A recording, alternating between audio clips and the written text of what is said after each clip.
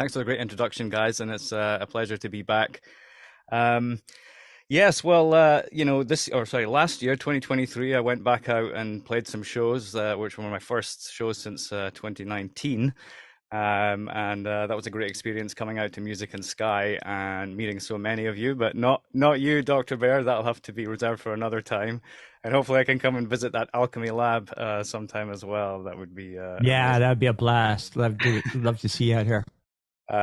So yeah, I did like 4 or 5 shows over summer, which was interesting. After a long break from doing shows, it was interesting coming back with all the changes. It's sort of different world, like new eyes, compared to 2019.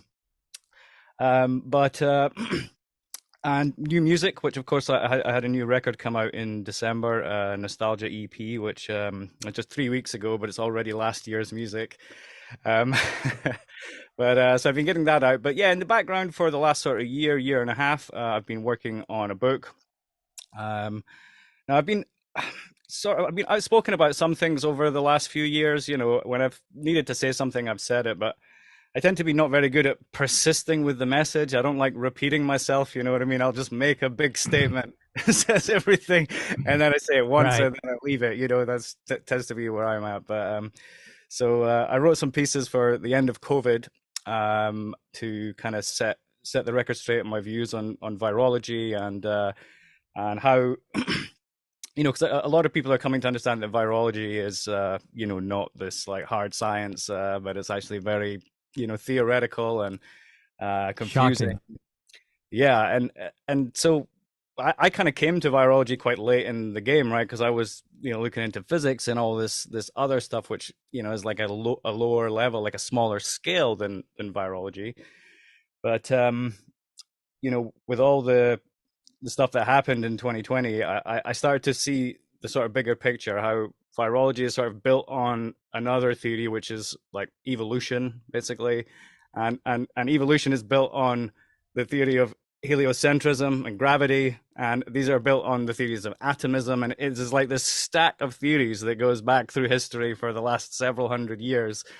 And they're sort of like installed, and then like new theories are built on top of them, and new theories are built on top of them. And I felt like I had this very just clear, almost like superhuman ability to see all of science, see what is theoretical and what is factual. And in my view, I see that's a big problem in the world right now is people don't know what is theory and what is fact, and so they conflate the two and get them mixed up and so on. Um, Well, that's why they call the experts PhDs, which stands for piled high and deep. Piled high deep, yeah. Yeah, well, that's it. I mean, I've had this PhD for 20 years now, and I haven't really known what to do with it, or like how to use it.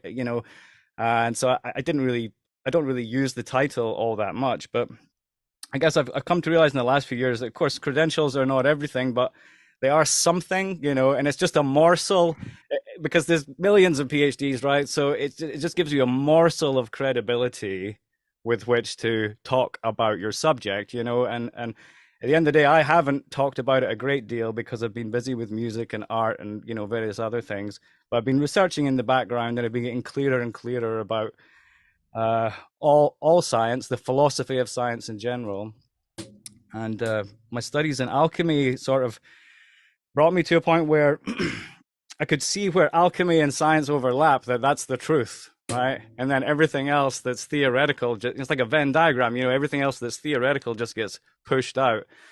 I And I find conventional studies are important in that they give you a vocabulary so that you do not feel vulnerable when you're out there mixing it up with the experts. And it also serves as a foundation to see where we could contrast between what people believe now and what people knew in past times. So, I found a lot of my background useful as much as it was useless. Sorry, go ahead.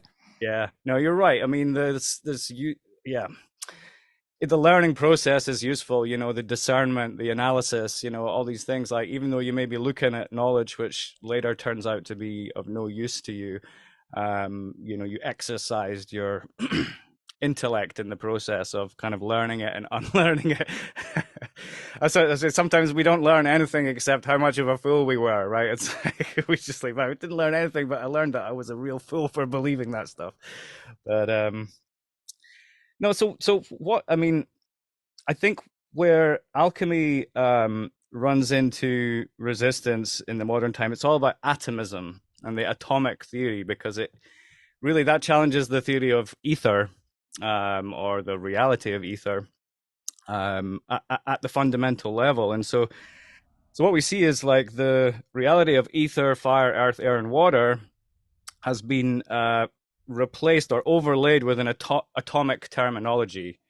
So all the modern sciences, physics, chemistry, biology, are based on atomic theory, or at least they have atomic terminology when they're talking about things.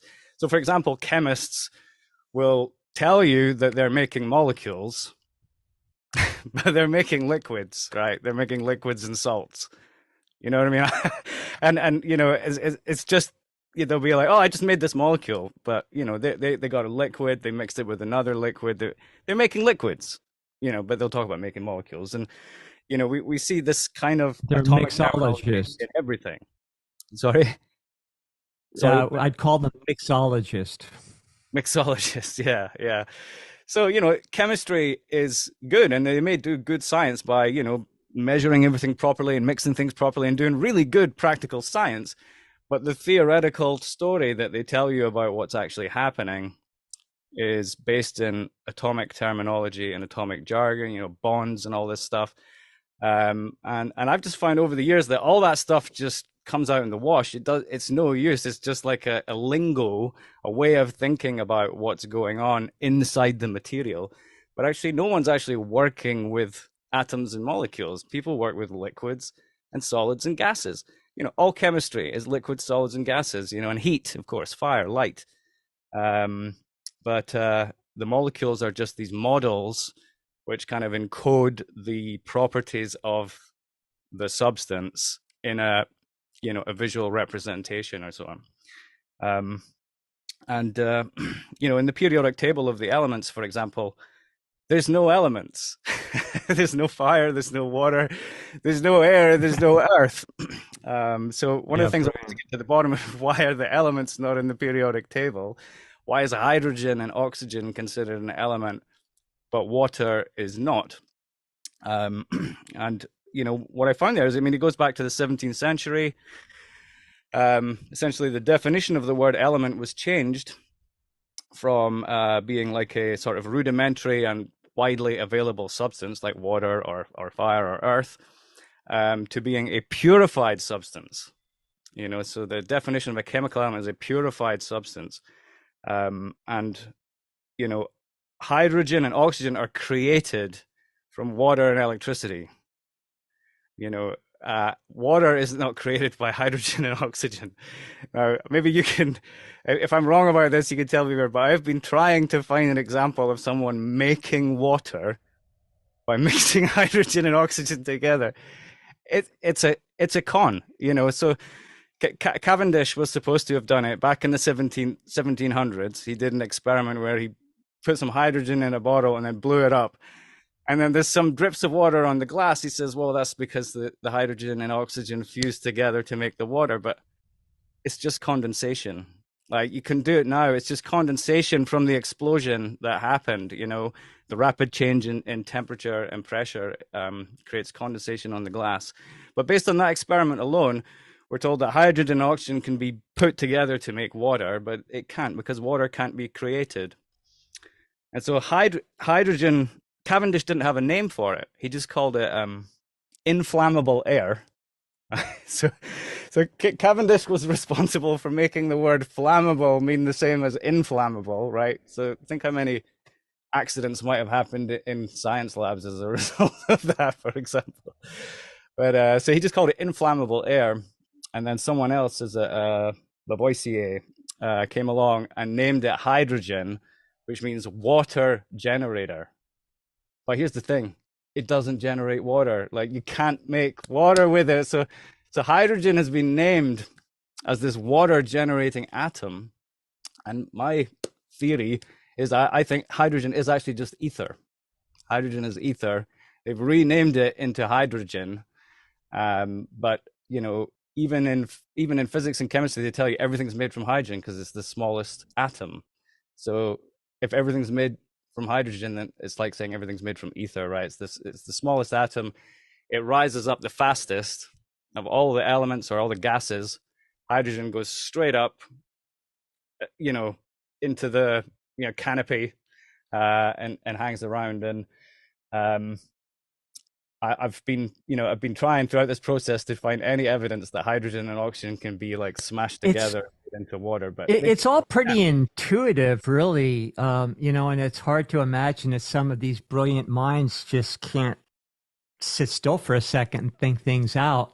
And it's not that we're trying to demean anybody here; we're just making fun of them. That's all. But the whole concept that there's no ether is pretty fantastical because now you have to believe in something called no thing. And if we're going back to the top of the intelligence hierarchy where original idea or creativity comes from, how do you create a no thing? I just in the world of simulation, that's a good feat in and of itself. But please go ahead. yeah, so it's I think interesting with the hydrogen thing. There's all these videos. You'll see all these videos on YouTube, and the title will be like creating water from hydrogen and oxygen, and they'll do all this stuff. They'll get the hydrogen and the oxygen, and then they'll like put the hydrogen, blow it up, and it'll just be this huge explosion. And they'll be like, yeah, the water's in the air. The water's all little bits in the air, right? It's like It sounds a lot like virology.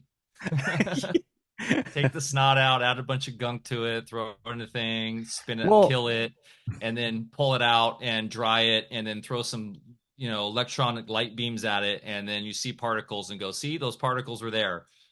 It's this, oh, they're yeah. just looking at after effects without any concept of cause. Mhm. so can we maybe back up and talk about the elements? Of course, we have, we talk about all the time fire, air, water, and earth, and we can attribute maybe certain from molecular theory kind of concepts associated fire, hydrogen, air, nitrogen, water, oxygen, carbon for earth. But those elements in themselves are products of other attributes that we call hot, cold, dry, and wet. And then those attributes actually form the four elements. And because when you go into those levels of reality, then things really start to become logical. Yeah, it's like the elements are sort of defined by their properties. They're like Right. that like it's like water is the wetness of the ether, Mhm. and earth is the Wet and cold is yeah, water. yeah, or like earth is the dryness of the ether, as it were, or the inertia of the ether. Yeah. That's a good property of earth is inertia. It's actually still, and this gets into the whole spinning earth stuff and everything, but earth the element, not earth the planet, because that doesn't exist. But earth as the element, the dirt under your feet is still. It's it has a property of stillness. It doesn't move unless it's pushed or pulled. Essentially, it resists movement. And all the other elements move. Fire expands and moves out. Air like swirls around and blows, and water flows and everything. But earth is still, it's completely inertial. Has this property of dryness. It also has the property of being fractal. Earth it has a roughness. You can look at it at any scale and it'll always look the same. Look at a small rock, it could look like a mountain far away or a rock close up or whatever. It's just Earth has this fractal property. It looks the same at all different scales. Um, and of course, I always like to say, Earth is not where we are; it's what we are. It's like not Earth is not a location, and it's also not an object, but it is what we are made of. We are walking Earth. Of course, we have fire and water, and we breathe air as well. But we're pretty solid. Yeah, this And notion of the earth at play. Say that again, please. And I was being just going to the say, go oh, ahead. sorry. Well, I was just saying No. to tag on that, just this, the classic notion in alchemy and in the occulted arts that we are the divine activated clay, right? Our bodies are literally clay. And it's an electrical system. Uh, the levels of the ether, and of course, what we're talking about as far as inertia, it's just the capacitance of the carbon element or the earth element, which receives all the resonance that is further qualified and further densified, we'll say, with every level of ether that it travels through until the final capacitance or resonance collecting happens at the earth level, which gives the appearance of form and function. Yeah, yeah, that's right. And the Earth has the qualities of all the other elements as well. So isn't it Yeah. right? So Earth is like the product of the action of fire, air, and water, like all together.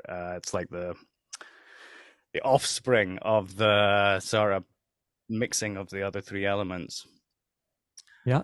Um, And the and human body's a little mini version of that with the same levels of ether. We call it by different things, but it explains exactly everything you need to know about medicine or anything else at the same time, which, of course, why we were taught or indoctrinated into stick figure theory, which means a bunch of magic BBs somehow stuck together to form these little spontaneous creatures that are running around out of thin air.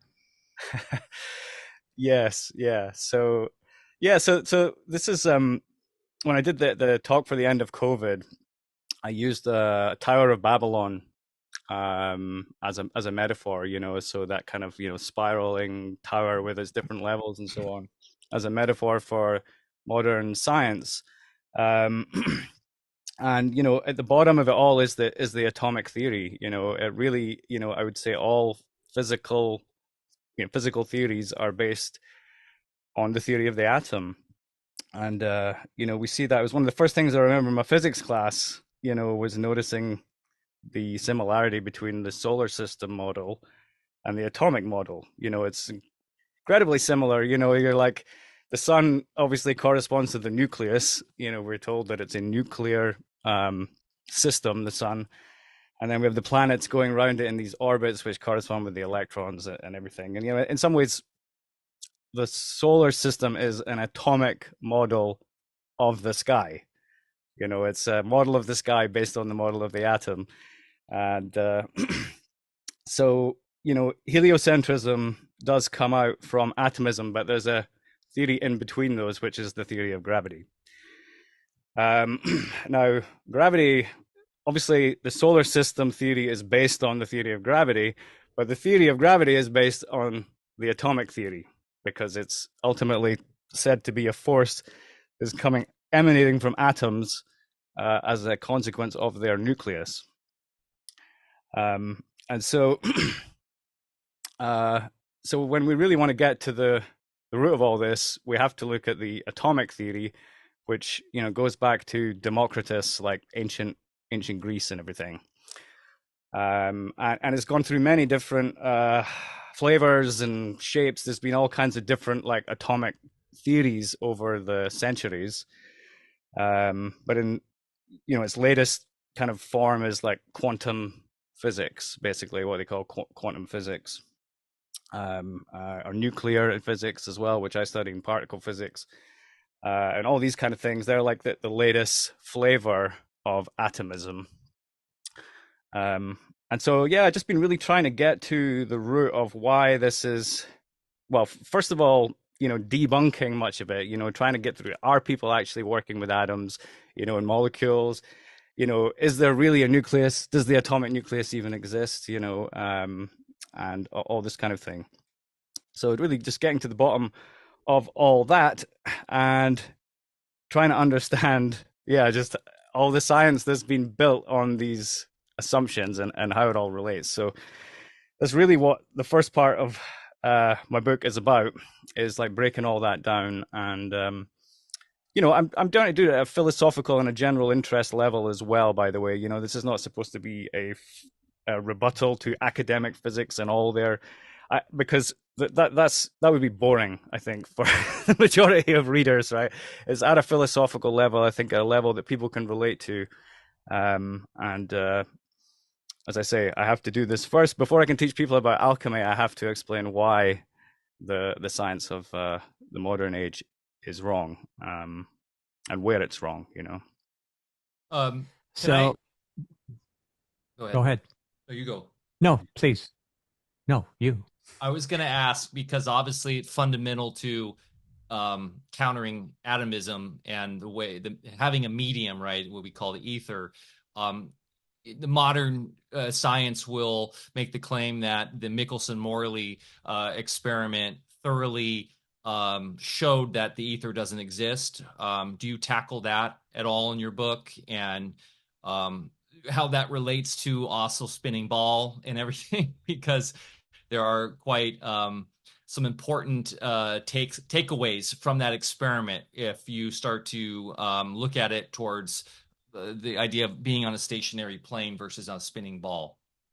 Yeah, I mean, yeah, the Michelson-Morley experiment is an interesting one. I must admit, I didn't go into it in the book, but that doesn't mean I've not gone into it thoroughly in many other ways, And I think the reason maybe I didn't go into that was, well, I don't know. I mean, I've just talked about it a lot. I've read about it a lot. I mean, I could include it now that you mention it. There's so much to say. It is such a big topic.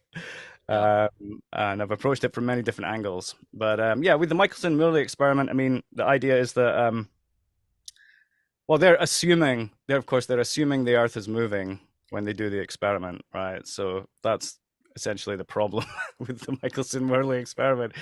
You know, the the movement of the Earth. I mean, the way we're told it. I always remember a quote that I've seen around that says, um, what's his name? Nicholas Copernicus set the world in motion, right? Set the world in motion with his theory of the solar system, right? So it's obviously rhetorical, because one man is not going to set the world in motion by his declaration. It's ridiculous. But we're expected to believe that actually the Earth was spinning the whole time, right? And that people prior to the 15th century were so primitive, and they were just lacking understanding of gravity. Didn't have the theory of gravity. They didn't have heliocentrism, and they were too primitive and naive to realize that they're spinning on a ball through space, and that's what we're supposed to believe.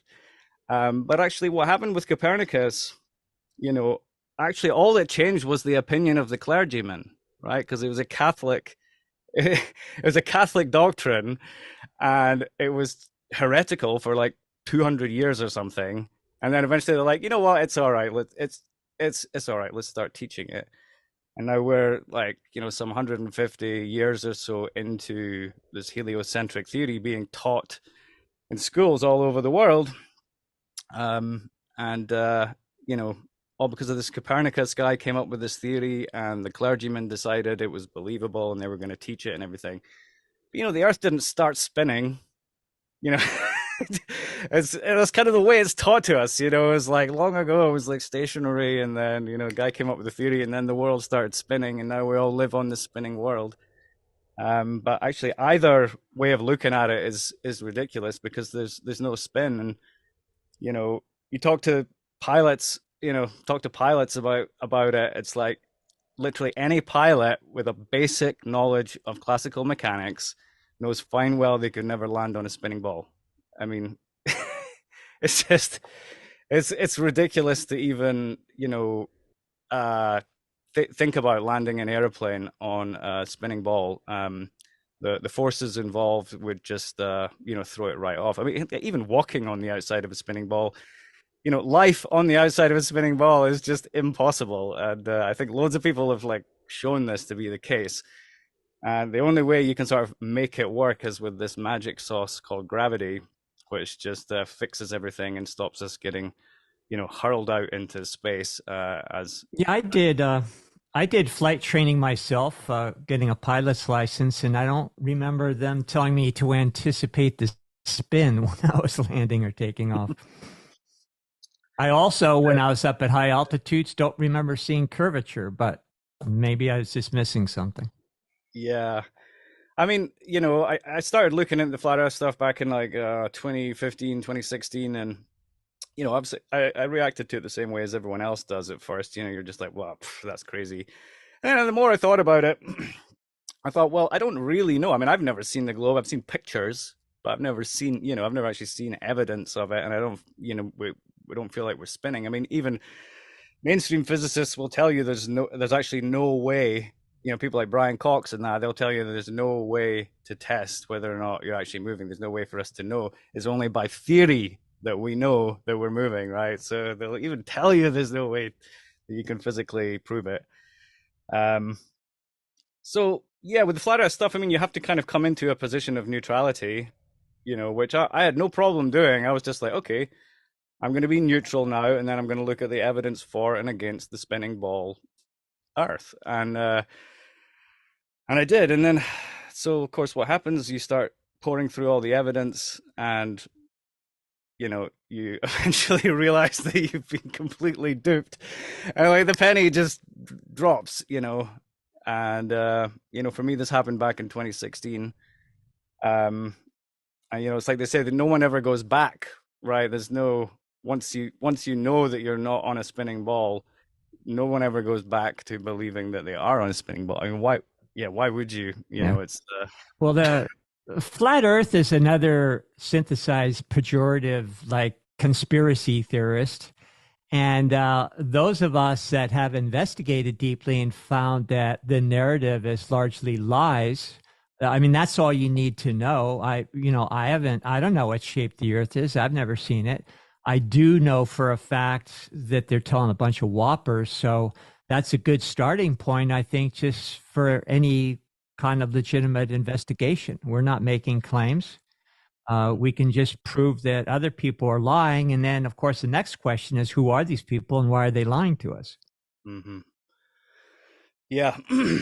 Yeah. Well, there's that whole side of it as well. So, I mean, at first I thought, well, everyone means well, right? That's your first is that everyone means well. They're all just doing their best, trying to come up with theories to explain the world and all that kind of stuff. But in the light of learning alchemy, once I started to understand alchemy and see how that works and see how that's the true science, then the theoretical science started to look a bit more sinister. And the deeper I got into it, I mean, there's obviously people who are just in it for, they're just learning, they're just trying to figure things out. But at the top level, it does seem quite sinister. And then, of course, with the whole the C word that happened in 2020, which was just so unbelievably sinister. I think we're all still trying to figure out like how the world is going to like respond to this, but it's incredibly sinister. And yeah, and just seeing how they use the theories and the maths and the modeling and the coercion and just the deception. It was it was a real eye opener, and I think for me it just brought it all together. All the conspiracies, like a lot of people said that, right? It's like until 2020, conspiracy research was just like this curiosity on the internet. In 2020, you're like, holy shit, it's happening. It's like it's all happening. Yeah. So it's been a crazy few years, but anyway, yeah. So I lost my train of thought there. It's been, and part two is already building to be quite a hoot, and that's coming soon here. So they're already preparing us for that. But